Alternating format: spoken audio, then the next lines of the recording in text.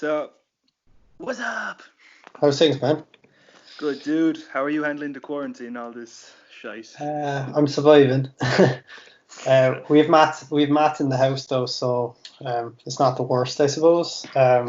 Like Laura trains as well, so we can actually do a little bit of drilling. And well, I don't think either of us are really sparring at the moment because she's actually a little bit injured. So Uh, yeah, and what that did, went what did off. you do to her?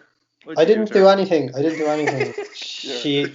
She injured at training. Apparently, she was in someone's half guard and she like moved awkwardly and her knee went. Ooh, boy. It's Yeah, no bueno. yeah. That's a major no bueno. No, it's not great, but she's getting it sorted anyway, so it's not the end of the world. Sure. Okay, so the first things when I go through is just tell everyone where you're from originally and when you started training and where, like. It's, Okay, so I started training in. Sorry if that sounded awkward transition. Oh my God, when did I even start? I don't know. I started about 7, 8 years ago. I think it was 2011. I actually started in CIT MMA, which is still a club actually. They're just a martial arts club in the college. Started with them, then ended up in the MMA clinic, which was my sort of coach who coached in CIT actually coached in the MMA clinic as well. Shit. That's kind of how I transitioned up there. And the MMA clinic changed owners a few times and changed names about 6 times as well, I think. So, Do you know what yeah, it's called now, or if it's still called? it's Samson Martial Arts is the current name as far as I know. Yeah, Unless I it's know a few changed since guys I've in there. left. Yeah, like area Luke train there, so still have a few friends training there. And then I started my own club, T45 Jiu-Jitsu. Started that in 2018, and I currently am. Sorry, excuse me. I'm affiliated with Andy Ryan up in Dublin, so everyone knows Andy. Yeah, Andy's the man. He was like one of the earlier black belts in Ireland. Everyone's Yeah. well aware of him. See, one of the major questions I keep getting, because I put a thing up on Instagram there saying like any questions you want Brohan to answer, and one of the ones I got was as I just get out, tips on running your own gym and all the lessons you've learned so far, because you've been in operation for like 2 years nearly, is it? Or Yeah, about 2 years now, I think. I think it's 2 years in August. So, yeah, I think the biggest thing is basically like plan ahead. So, like, I try to plan all my classes. So, I normally plan my classes about a week in advance, if not 2 weeks, if I can manage. And I think it just kind of makes your classes feel a little bit more structured, if that makes sense. nah, that's a good idea as opposed to just going in and just winging it. Yeah, You know, because if there's like because like a theme, that yeah, makes a lot of sense. I find like what happens a little bit when you wing it is like you're still probably teaching good jiu-jitsu techniques, but I find like you kind of miss the overall picture, or it's easy to kind of not see where it slots into the overall game. So that's one Yeah. thing I'm trying to do a lot with my guys, is try to give them an idea of how it all fits together, not just show them an armbar and then show them a takedown and not explain how to get from A to B.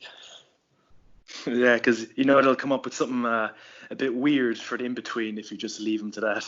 Yeah, exactly. Yeah. I suppose that's kind of the main thing. The other one is just like enjoy it, because like I think it's really easy to kind of get caught up in all the business side of it, because there's a lot of that stuff to go on. But like if you're not I enjoying, imagine that's not pretty fun, all the business shit. no, it's not, man. Like between coaching, like I'd say I basically have another full-time job running the gym on top of my regular job, so it's Man, a busy week. Like, because I think everyone wants to run a jiu-jitsu gym until they actually have to fucking run a jiu-jitsu gym. yeah, exactly. Like it is. Like I wouldn't change it. Like I love doing it, but it is tough going. Now, to be fair, I have like Laura helps out quite a bit with stuff, and like Zach is a blue belt, and he helps coach a bit as well. So like I'm kind of starting to be able to delegate out kind of coaching duties and stuff a bit more, which is helpful. But the first year was just a bit mad. Like, I don't know how I'm actually ever going to be able. I don't think I'll ever be able to do it, to be honest with you. Oh man, do you want to describe like the early days of opening up the gym, like how hectic it was? Like, say day one, for example, did you have like a huge fucking pool of people that were trying to do it, and you're like, this is ridiculous, there's too many people. Not really, to be honest. Like, it started out really slow. Like, well, not slow. It just started quiet, I suppose. Like, I can remember, even if I look back at my memories on Facebook about it, a year ago, 2 years ago, there was only 5 or 6 of us on the mats, and like that at the time was just mind blowing for me. Like, I was like, holy crap, there's 5, 6 people training. Like, this is an actual club kind of. And like, you fast forward to like just before we closed, before quarantine, you were looking at like 17, 18 people on the mats on a quiet night. Like, yeah, your gym's pretty good. Like, your location now, like, I've been there twice. You have pretty good setup there. Like, what was your first place like? 'Cause I had never been to that one. So the first place was actually a community center. And we were just using the community center's for its like, we literally were using the hall in the community center. I had the mats, and I was just dragging the mats out and putting them away every evening. Oh god. Yeah, so that's how we first started, and we were there for a few months. And like, now the only problem was the community centre was actually in Cove, which is a different part of Cork. So then I was kind of given the opportunity. Like about 10 minutes outside Carrigtwohill, but like, if you're driving from the city, that's about 20 minutes, Ugh. It was a bit further again. Like, Carrigtwohill is kind of ideal. It's only 15 minutes drive from the city. It's handy out.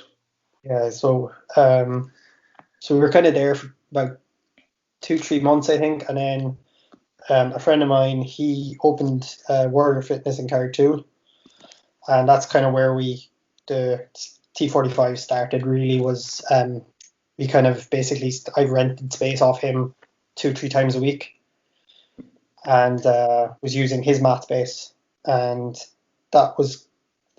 we were there for about another 8 months, I think, and then it just kind of made sense because we were growing so much. It made sense to kind of just go look at our own place, and that's when the current place that we're in now started. So yeah, it was kind of a quick 1.5 years, I suppose. See, and for everyone who doesn't know, do you want to say why you called it T45? No, I can't say that.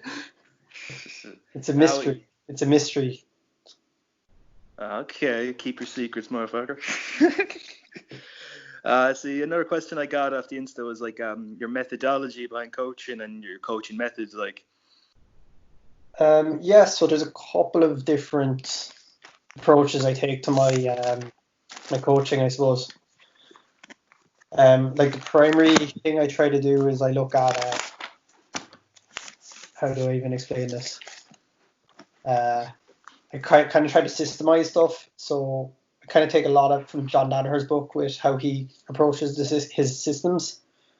Now, I'm not as in depth as John Danaher. Like, I think he's a bit overkill sometimes. Yeah, sometimes a bit like word salady sometimes. Yeah, exactly. No disrespect, but sometimes it's like, just get to the point, dude. Sometimes with him. Yeah, like, his stuff is fantastic. Don't get me wrong, but I find it's like, especially if you're trying to teach that to like a wider blue belt level person, it can go a bit over their head sometimes. Yeah, because they don't really know what the deal is with like fulcrums and axes and levers and shit. It's weird. Yeah, exactly. So kind of what I do is I try to approach it like we have kind of I suppose I call them microsystems. So we have like one from side control, one from mount, one from kind of back, one from the leg lock entries, and we kind of just build out from there essentially. So like, my aim is for when one of my guys goes from white to blue belt, they kind of have a grasp of all of those basic microsystems. And then they sort of have a basic game from almost everywhere, and then we can kind of start to build on that then. You know what they say, the old foundation thing, because if they're shitty in one area, that's gonna get exploited the whole time. Yeah, that's a big thing. It's I don't want to I don't my game is very specific to me, but like I don't want a load of people trying to play my game because just because it works for me doesn't mean it's going to work for everyone. Mm. So you just give them like you make sure they have their bases covered, and then you just give them some freedom to find their own thing. You don't necessarily say, oh yeah, you should do my guillotines and heel hooks and have Africa as your walkout song every time. Well, Africa as a walkout song is probably the best. Like that's non-negotiable. But Okay, I'll agree to disagree, but okay. Although the best walkout song I ever saw was at Samurai last year. Tommy Martin walked out to Feliz Navidad because it was like the week before Christmas, I think. I never heard that song. I might know it to hear, but I don't. Yeah, you definitely know it. It's. I'm not singing it. I can't sing. I'll go on, go on, go on, go on, go on. But yeah, so that was probably one of my favorite walkout songs. Either that or when I was on Grapple Fest, Craig Jones walked out to I Came from the Land Down Under. I'd say that's pretty fitting. Yeah, that was a pretty good one as well. Now there's some very good walkouts, to be fair. So did you say you'd get thrown off because I heard a story about this like on the Rear Naked Radio. Some like they swapped the walkout songs, and one of the guys got really upset over it in the fight. You could tell he was like his mojo wasn't there. I'm like, motherfucker, it's just a walkout song. Get over yourself. That sort of like I can kind of see where he's coming from though. Like it's weird. Like I get oddly like pumped up whenever Africa comes on, and I know I have a match like coming up. Mm. So like it's just kind of like that song plays, and then I know it's kind of time to go, kind of, if that makes sense. Nah, I get you. See, something kind of funny like that happened to me one time. So I went to this one gym, and they were playing music the whole time while you're rolling, and that song "Insane in the Brain" by Cypress Hill came on while I was getting murked on by this one guy. He was just fucking killing me. They tapped me out about 13 times in 6 minutes. And whenever I hear that song, I just have like Vietnam like flashbacks to that fucking Yeah, role. yeah. I'm like, oh fuck, not pretty. So, well, when you're teaching, what's like the first? Say you have your beginners pool. What's like the first thing you teach them on like a day one person? The first thing I try to teach, like I have a pretty in-depth beginners curriculum now at this stage. I've it like lined out from week 1 to week 16 as far as I can remember. And week 1 actually I used to teach close guard, but I kind of changed it up after talking to Aisling Daly a little bit. And she kind of thinks like teaching open guard first is actually a better call, because if you teach someone open guard day one, you kind of get this like that becomes a safe space for them, and they're like trying to get to open or trying to get to close guard, and then you just get these matches or roles, especially as white belt, where you get to close guard and you're just stuck in close guard essentially. So yeah, it's like just a war of attrition at that, right? It's just like yeah, exactly, little to no action. Because like I don't think many white belts are very good at opening guard, but they're very good at getting to close guard and holding it. So it's just whoever gets close guard first, essentially. Ugh. That's like me with the leg locks when I was white belt. I was like, okay, just get the leg locks right away. Yeah, you kind of get this like comfort zone. So like I've started trying to do is teach them like kind of basic guard recovery and guard retention day one, and then a couple of like really simple open guard sweeps like the dummy sweep and the tripod sweep. And we kind of just I try to just get them into this habit of like, trying to be open with their game, not trying to get the close guard. And from there, like we do about 2 weeks of kind of open guard, and then we move on to start looking at the close guard and some of the submissions from there. But I think it just kind of builds this attitude of like, I'm not going to like force myself to close guard. I'm going to try sweep from the just open guard, and then we kind of build from there. Yeah. See, what do you think of the sort of John Thomas method? See, I was listening to him recently, and he sort of goes about it to sort of reverse engineer sort of submissions. So, example, if he was teaching someone a triangle choke, he like teach them how to finish it first, and then sort of teach them how to regard it if it's getting a bit loose, like start reattain it, and then just tongue tied, Yeah. and then sort of going backwards, and then you'd end with learning how to get into it. So you'd learn how to finish it first, and then learn how to get it. So what do you think about that sort of method? Yeah, I use it a bit, but not so much for my beginners. Like how I teach my beginners is kind of a little bit like building blocks. I teach them specific techniques and stuff they can kind of almost it's like a pre-developed game for them.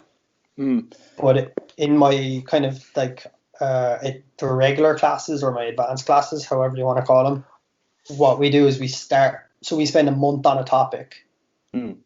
So we literally okay, for example, I was teaching triangles about 2 or 3 months back, and what we were doing was we spent the first 2 weeks of the month literally learning how to finish the different triangles, and then the second 2 weeks we actually started learning entries and how to get there, because I think it doesn't make any sense, I think, to learn a sweep or an entry for it's the same with heel hooks. You see it a lot, people are learning all these reverse X entries into saddle and the K-guard entry into the Lachlan Giles backside 50-50 stuff, and I can't even fathom K-guard, so don't even go there. But you can see all these people starting to learn all these different entries, and they're forgetting that the entry is only half the first half. You have to finish. I've seen it so many times with people. They get really good at getting into the leg lock position, and then they just can't finish. Man, how many times have you seen sort of that? Do you have a noteworthy example from do you have a really funny example or anything like that? Funny example? Not really, actually. The thing is, you can just imagine the absurdity. If you've seen a lot of memes or anything, you're just oh shit, I can't finish or anything like that. Yeah, it's just pure trying to think of how to explain it. It's just you're essentially getting really good at getting somewhere, but not actually being able to kind of achieve what you're trying to do. So I kind of try to spend almost as much time as I do on just the finishing sequences. So I spend a lot of, especially with heel hooks and stuff, I literally spend half my time that I'm drilling leg locks or whatever, I'll spend on the actual finishing mechanics, because I think it's something a lot of people neglect, and they still kind of rely on that big, huge kind of rotational wrench finish that people try to do. I see what you mean. So would you subscribe to a sort of as a conceptual method on any basis, the sort of Kit Dale style of training? I know you teach them the new guys specific techniques and stuff, but would you ever just go about a conceptual basis? If you've ever seen Kit Dale's stuff? I've seen bits of it. I don't think I'd fully I don't think I'd ever fully kind of subscribe to that methodology. I think the best way to train is kind of a hybrid of everyone else's, kind of all those different styles. I think the way Danaher kind of approaches things, that he teaches techniques, but he also approaches the concepts behind the techniques as well. So I think I'm kind of more on the Danaher side of how I teach. I teach the techniques, even with the beginners. I'll teach the technique, but I'll kind of explain how the wedges and physical, the body mechanics side of it is working. So they're not just doing it for the sake of doing it. They actually know, okay, this works because I don't know, for example, side control, this works because I'm pinning the hips. I'm creating 2 wedges that are essentially my elbow and my knee underneath his hips, and that's going to stop him from moving. And I think that just kind of builds a better understanding of what you're actually trying to achieve. That makes sense, because you want a why and a how instead of saying do that. But oh yeah, here's why I should do that. Yeah, exactly. And you need to kind of get to a stage where you know you don't know everything, but you know enough, and you kind of can make a decision as to, okay, I'm in X situation, this is probably the best solution for the situation I'm currently in. Now, that's a good idea. You want all your bases covered so they don't just draw a blank if they get put into a bad position. Yeah, exactly. So, they'll be confident that they can at least handle for a bit. See, I got a question here. What was the first seminar you ever went to? Just in your early days, if you can remember back to it. My first ever seminar was with Hamid Baral, actually. Do you know what do you remember what he taught there? Like He what you taught learned? he taught really basic spider guard stuff that I had never seen before, and at the time I didn't realize he was some famous world champion either. That's always fun. Yeah, I was just this like I don't know how long I've been training, maybe like 8 months. I was just this white belt with an oversized gi, and I rocked up to this Hamon Liberal seminar, not having a clue who this Brazilian guy was, and then like only recently, well, not recently, but about 2 years later, I realized, holy crap, this guy's like kind of a big deal. Man, that was kind of similar to my first one was with Jake McKenzie. I was like about 6 months in. I didn't know who the fuck he was because I didn't know anything about like a GF team or any of them guys or just about competitors in general. And see, I just thought it was my coach's friend coming to teach a class that night. I didn't actually know it was a seminar. And so afterwards, when the guy was like, "Did you pay for the seminar?" I'm like, "What seminar?" I was like, "The one you just fucking went to, dude." But good ass deep half shit, by the way. Good waiter Yeah, sweep. I've heard a lot about that stuff. He has that coyote control or something, isn't it? It's Is that his thing? that's more of a Lucas Lecce thing, the coyote half guard, but Oh, right. Jake McKenzie's more of a deep half Okay. orientated guy. Yeah, I know a couple of the guys from BJJ Cork that I train with are always trying some of that Jake McKenzie stuff on me, alright. Oh man. Oh dude, speaking of Lucas Lecce, I recently went to one of his seminars. It was a 2-day thing up in Up, Dublin. up in Royal Grappling, is it? Yeah, at Yeah. Roger and Paul's place. It's a great place. Well, fucking, if it wasn't, it was such a great seminar, And here's the thing, I got his DVD recently at BJJ Fanatics. It's same stuff, so that's handy when they release an instructional. It's the stuff they've taught in the seminars you can go back over in case you didn't Yeah. record it. It's extremely handy. Yeah, I What was find like sorry. instructionals are really helpful, but it does help if you can if you've done the seminar as well, because I'm the same with Lachlan Giles. I did a seminar with him on his half guard in Royal Grappling as well, actually, and I have Small world. I have his half guard DVD, and I just find it's a lot easier because I remember what we learned in the seminar as well as what he's teaching in the DVD. It's funny you mentioned half guard because like a couple months back, I got the Fionn Davies like sort of power passing thing. She's has good passing. Sorry, sorry. Then like I went to a seminar where she was teaching the same stuff, and then it sort of clicked. I wasn't really getting the point, but then once you actually go there in person, actually you have a chance to learn from them. In person, as I said, it just sinks in a bit quicker. I find. Yeah, definitely. What was the most recent one you went to? Was that the Jamie Hughes one that was on a few months ago? I'm actually not sure. Was that my most recent? We had Jamie Hughes down in T45, alright, but I think I went to an Adam Warditsky seminar. Was more recent than that. Oh no, we had Sam. I actually had Sam McNally down at the start of the year. That was the most recent seminar I hosted. Forgot about that. The Adam Wardzinski seminar you went to, was that at World Grappling as well? No, that was actually over in Liverpool in a friend of mine, Neil Atkins, his gym. He hosted Adam Warditsky after the last Grapple Fest I was on. That was back in November last year, I think. Yeah. See, I went to an Adam one that was at Royal Grappling. I only went to the second day of it, so I just assumed you went to the first one. I was like, no, world again. No, it was funny because I actually so the Grapple Fest was on in Liverpool, in the centre of Liverpool, and I had stayed in a hotel quite close to the venue. So then I had to get up in the morning. I think it was about like 9:30 or 10. Had to get up to get the train to go out to where the seminar was.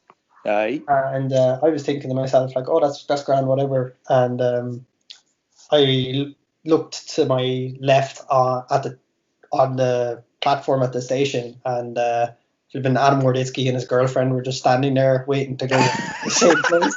And I was just like, what? Oh my god. I say he was easy to recognize with his fucking lines, man. Oh yeah, his hair is pretty glorious, to be fair. Jesus Christ, man, it's fucking ridiculous.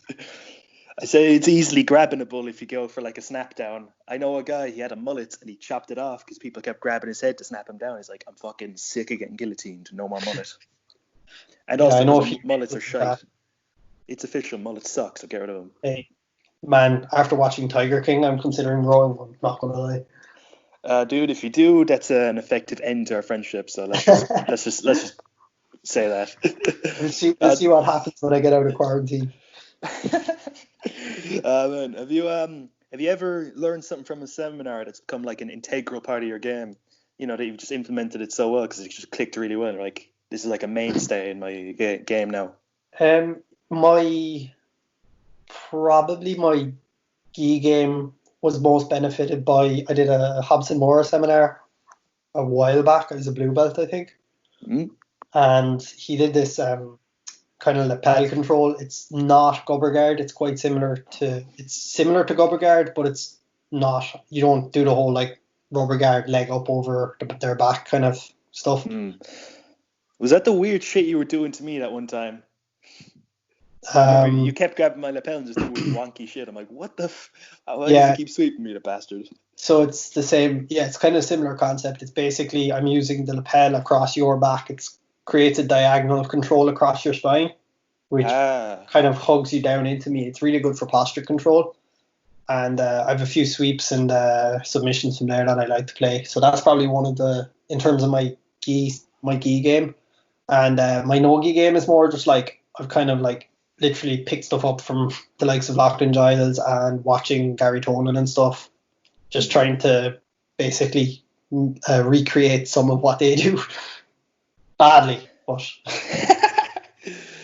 Dude, what you say, like, is there anyone in particular, like, say this whole quarantine shit is gone, then, you know, and like, if you could pick anyone, you know, you like to go to seminar to like anyone like in the entire world, who would you pick?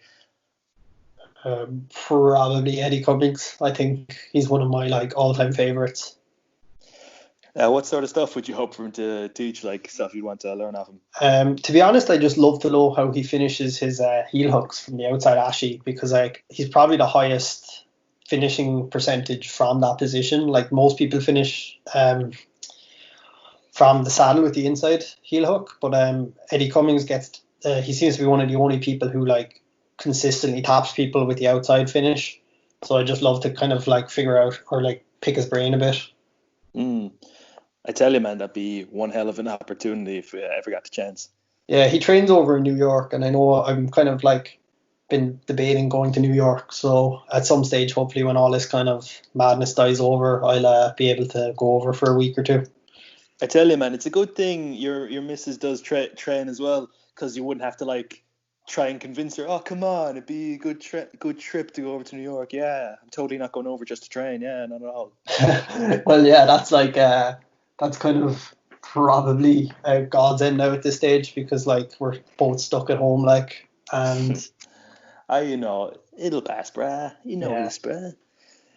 Was it what was your first ever competition like, and how did it go? Like, my first ever competition was Grapplepalooza 2013, or no, 2012, I think. And yeah, because I did absolutely abysmal my first time. What happened? I got loop choked by Adam Leddy in about under a minute, as far as I can remember. Was this when you were a white belt, or was it? Oh yeah, I was a white belt, yeah. So I kind of like didn't compete as much. I didn't compete as much when I was a white belt. Like I competed maybe twice, 3 times as a white belt. And mainly because I was like juggling college and training. I wasn't kind of fully able to commit to training. And so I think it was until I got my blue belt and I had a job that I was able to kind of train in the evenings that I was kind of then able to kind of commit to competing a bit more frequently. Do you have a favorite competition story? Like, just from, I know you compete a lot. Do you have like a favorite one in particular? You know, you just have really fond memories of. I think one of my favorites was I beat I won the Irish Open at brown belt 2 years ago, and I was getting my ass handed to me by Julian from BJJ Cork, who's an absolute savage. But like I was just getting demolished. Like I think he had racked up like 10 points on me or something mad like that, and I was just like this is going horribly. And I swept him with I don't know how long was left on the clock when I swept him, but I swept him and came up on top and I started to pass. And I looked at the clock and I was like, there's no way I'm going to score the 10 points and win on points. So I just literally said, fuck, like literally John Danaher style, fuck it, try a leg lock. And back stepped onto a knee bar and got a knee bar finish. And I was just like, that was the most ridiculous thing ever. God damn, man. You have to send me that later. That sounds fucking awesome. Yeah, it's probably one of my favorite wins, just because it was such a like coming from behind, like pulling it out of my ass essentially. Just like a gotcha, bitch, that sort of thing. Do you have any advice for anyone who's sort of come back from a loss? Because you know how it is with people when they first compete, they're probably going to get the shit beat out of them, and you know, they might get discouraged. Yeah, I think the best bit of advice that someone ever gave me was basically they said like no one really cares bar you, and like it's kind of like true, because like yeah, your teammates and stuff, they do care, and obviously they'd love for you to do well, but they're not gonna kick you out of the gym if you don't do well. So yeah, like no one ever really gives you grief for losing. I noticed, like no one's ever gonna say you suck or you're shit or fuck you. Like who cares? Yeah, exactly. And as soon as you can kind of get out of your own head about losing, it becomes less of a thing. Like when I lost, like I lost in the Euros earlier this year. And to be honest, like it went about as bad as it could have. Like I lost in the first round, got submitted, and like I came off the mats, and like you know, obviously you get upset, you have your little cry in the corner for the 10-15 minutes or whatever, but then like just kind of brush yourself off and get on with it. Like just I think that's kind of the best way to get better, is just to keep trying and don't put as much emphasis on winning the medals and winning stuff. Put more emphasis on just putting yourself out there and trying, because like I think that's what competitions should really be about. It shouldn't be about I'm class, look at all my medals, putting up your medals on YouTube, like, you know. Because so many people don't even compete, and you know it is hard to like go out there and try. Like I get fucking nervous every single time, like but you know I just love fucking competing, like, and you know everyone just has to, you know, test themselves and stuff, you know, not necessarily about, you know, just being the fucking best in the world. Yeah, it's just a really good way to test your jiu-jitsu level, because like I think the biggest thing I've noticed is people don't or when you train in a gym, it's very easy to get into this like I call it like a gym game, where it's like say for example, I know you're really good at leg locks or whatever. So then my role with you in the gym will just turn into a role where I just don't want to let you leg lock me. Yeah. And like say I know I can catch you with a guillotine. I'm just going to guillotine you every time you roll. I'm not going to go try to do anything else. So like the thing about competing is it's kind of putting yourself on that spot and making you kind of be like, okay, am I good? Because you don't know their game, because you know, unless you've fought them a bunch of times, more often than not, it's just a complete stranger. You don't even they don't know your game, you don't know them. It's just like a fresh experience. Yeah, exactly. Because you know that's like the oldest fucking thing people complain about when they compete. Like, oh man, I do so good in the gym, but man, when I compete, I just do shit. So it's like the oldest trouble everyone has. Yeah, but the other thing as well is like a lot of that is mental. I find like I think like there needs to be an element of you kind of relaxing, because like you're relaxed in the gym. Like in the gym, you're not hyped the way you'd be when you're competing. So I think you kind of need to compete until competing becomes a place that you're comfortable with, and then when you're comfortable, it's a lot easier to kind of play the game you play in the gym. Yeah, you know, just if you just get over yourself, you know, it's very handy. See, I got a few. Sorry, dude. I got a few rapid fire questions here because we're getting near to the end. Just a few rapid fire things. Is that cool? Yeah, work away. So you're gonna like what I call this little segment a round of specifics. I couldn't help myself with the fucking puns. Sorry, fucking hell. You got a favorite TV show when you were growing up? Favorite TV show is probably Yu-Gi-Oh.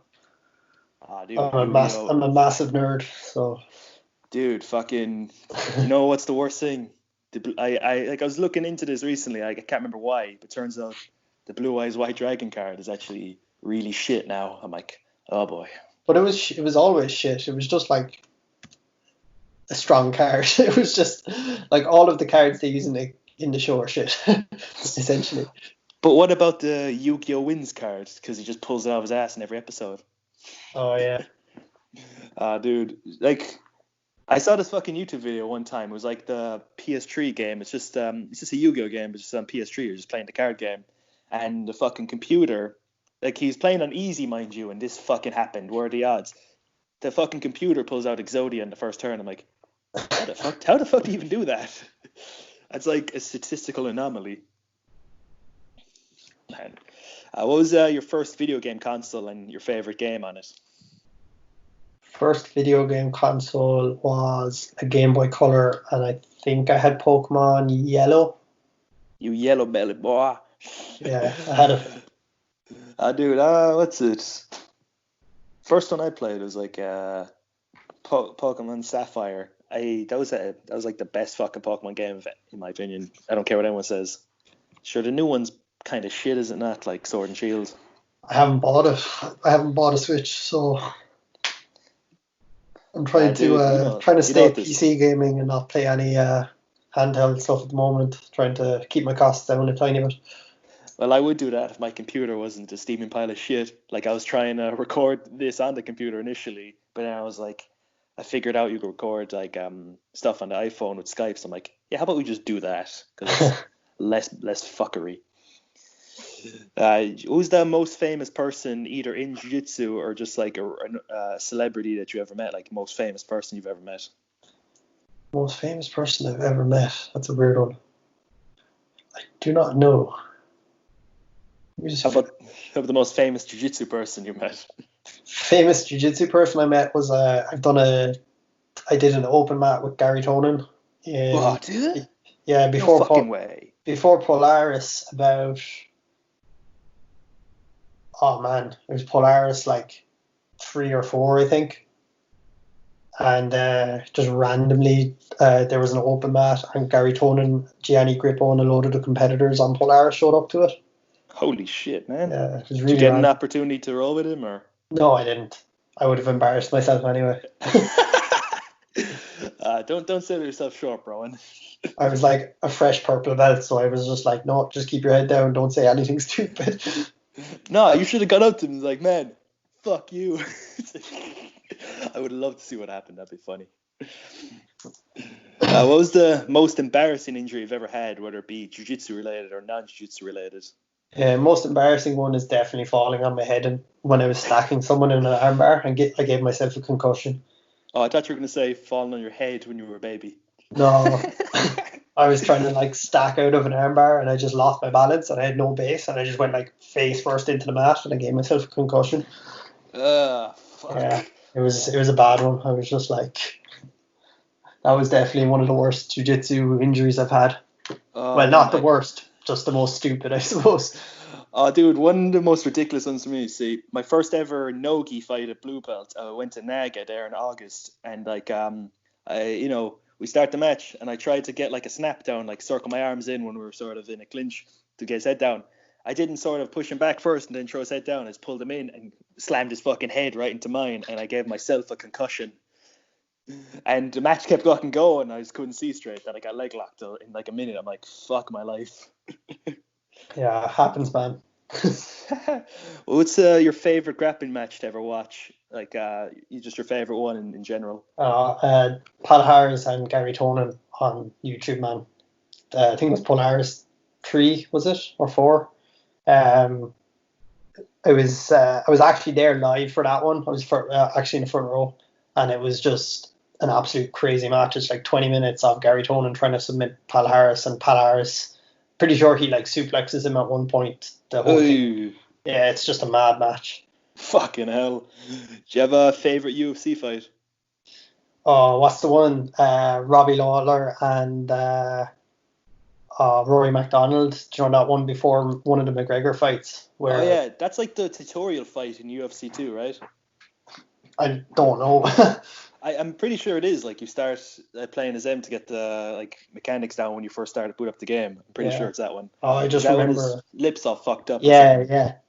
The lip got split open and he like broke Roy McDonald's nose or something, and it was just, oh man, it's just violence. It's just violence.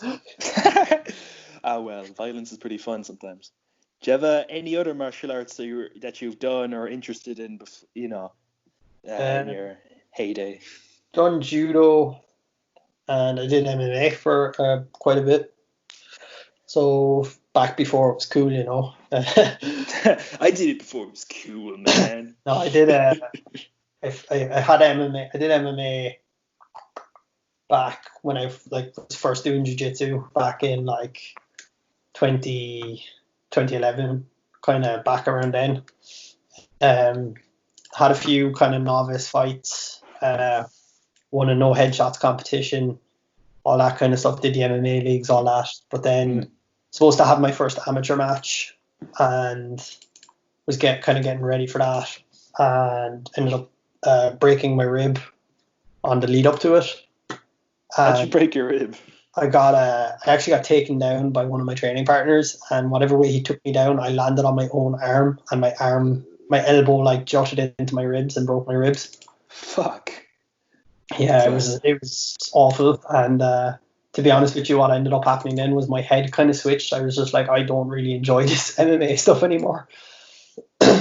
Yeah, fair enough. I can see why you'd think that. What's your favorite period in history? Like, if you had a time machine, you could pick anywhere to go. Where would you go first?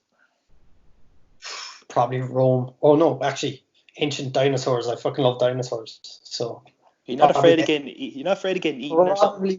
Probably will get eaten, but it would be totally worth it to see them. Now, would you not just like guillotine a velociraptor or something? I feel like that wouldn't end badly for me. They're like evil chickens. Or just he look a velociraptor. I like made this Photoshop thing of Lachlan Giles, he looking a velociraptor. Would you not just try that? Yeah, I feel like it would end badly. Ah well, sure. Do you have a favorite philosopher that you you admire? Not really, to be honest, man. I'm not really never really done much in looking into philosophy or anything. Just kind of, I feel like it gets too heavy too fast. Well, you don't philosophize? No, I don't philosophize. No. Well, I know the answer to this question already. What's your favorite gi brand? It's VHTS, isn't that? VHTS, I have to give them a shout out. They're absolute legends. Their gis are actually the nicest gis I've ever worn, though. They're so well constructed. Like they feel like a premium gi. Now, they aren't exactly the cheapest gis on the planet, but man, they're worth the money. Just one question about that. Like, how's the shrinkage on like a fucking VHTS gi for anyone who's curious? I've actually not seen any shrinkage with them. I'm an A1, and there's been very, very little, maybe a tiny bit on the sleeves, but like a lot less than any of the tatami ones I've bought. Because I find A2, and after I wash, like I wear all tatami. I have like 20 gis. They're all tatami, not sponsored. So whenever I wash a gi A2, after it shrinks just that little bit, then it's perfect on me. So it's just like perfect for you, the VHTS A1s. Yeah, the A1s seem to be absolutely bang on for me. Yeah, so I'm kind of lucky that way. Do you prefer gi or no gi? I like them both. I prefer competing no-gi, and I think submission only no-gi is a lot more interesting and exciting. Yeah, that's where all the attention's at now, like with Grapple Fest and Samurai Grappling. Yeah, exactly. But I think I do enjoy gi. I love training in the gi. I spent a lot of time last year looking at the worm guard and all that kind of stuff.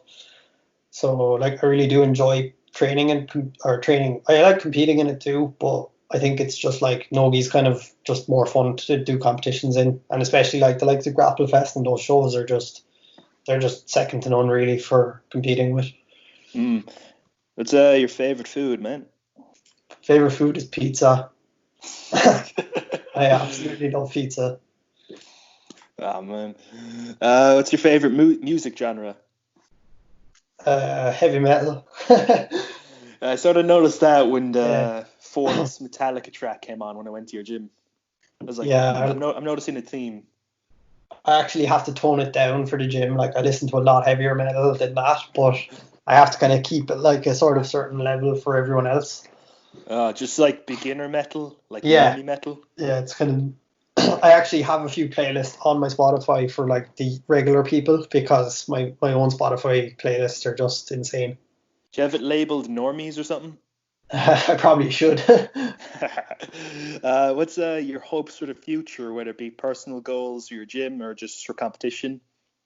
Well, I had a load of goals. I set goals at the start of every year, but I think the whole coronavirus has kind of scuppered all of those. I had plans. I think I was going to do like, I think I was planning on doing 10 competitions minimum. And I wanted to do 4 new countries that I hadn't competed in yet. But I don't know how that's going to go. Yes. And I think one of, like, in terms of like the gym goals, I think just get back up and running after all of this and try get the kind of back to where we were.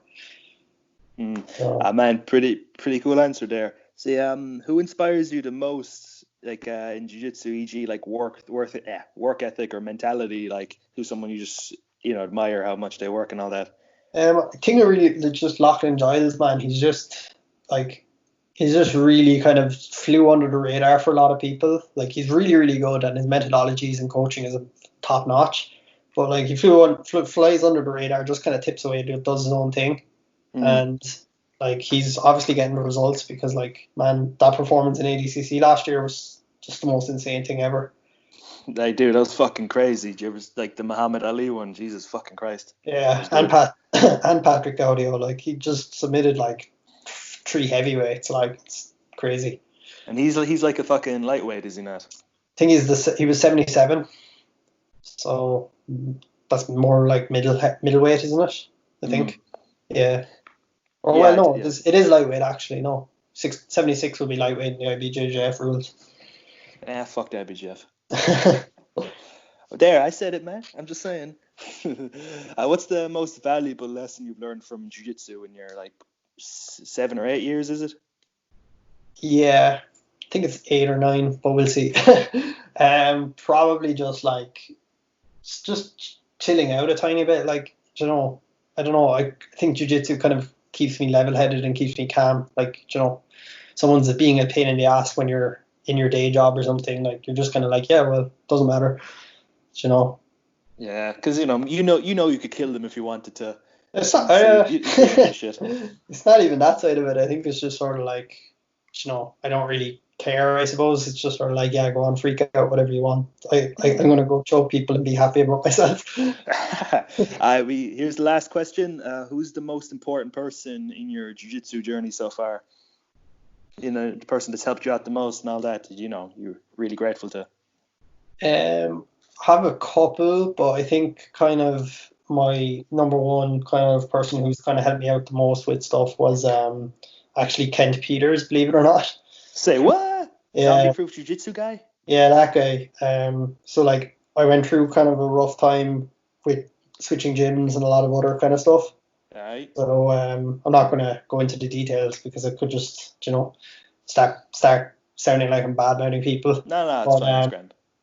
Basically, I was kind of going through a rough time moving gyms, and I kind of reached out to him, and he had a similar situation happen with him, and he just kind of helped me kind of figure out what was the best next step. And the next step was basically me going and approaching Andy Ryan about affiliating with him. But man, yeah, it's pretty. I was not expecting that answer. Ken fucking Peters, Jesus. Yeah, it's a weird one. Dude, why didn't you get one of his tie-dye gis as a thank you? I kind of keep meaning to buy some zombie-proof stuff, man. I just never seem to have money put aside when I want to go buy it. I see. I'm just grabbing one of my white gis and I'm getting like a tie-dye thing because I want a funky gi. Yeah. Oh man, that's the last question there. And so, do you got any Instagrams you want to plug or anything before we head off? Yeah, I suppose just my own is Creonte Ugly. Coyote Ugly, goddamn. What? So that's In case they don't get the reference. yeah, that's my own Instagram, and I guess just check out the T45 Instagram, the Team Rhino Instagram, and my sponsors VHS and BJJ Strength Camp. They're all on Instagram, and they're all really cool people. So give them a follow. Man, thanks for coming on. You've been an amazing guest, and hope this podcast actually goes well.